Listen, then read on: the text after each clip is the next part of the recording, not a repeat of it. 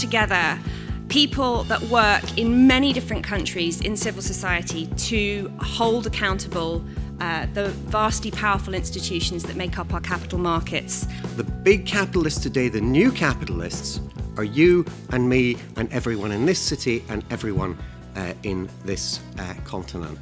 I came because I wanted to meet a lot more people who are working on these issues of responsible investing. I'm interested in the role that capital markets and in particular investors can play in solving some of the world's biggest problems.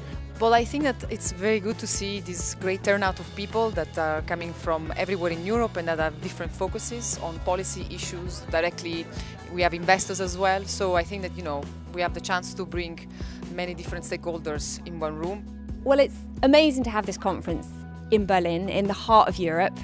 And what's giving me huge optimism is the sheer quantity and variety of organisations that have come together, as well as professional investors and journalists and policymakers. We've got such a strong network of people here today who share a vision, share a common interest and are willing to work together.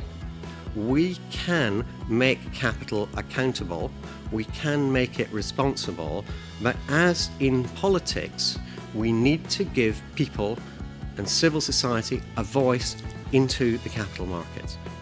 The issues that are on the table in responsible investment are getting, more and more accepted if you look at climate change, if you look at good governance, but in my view also if you really look at social issues and workers' issues.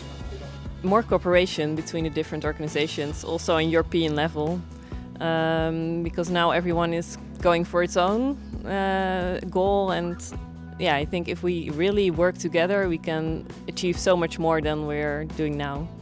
I would say come and join the network because it's indeed your voice that we need to hear. Never doubt that a small group of thoughtful, committed citizens can change the world. Indeed, it's the only thing that ever has.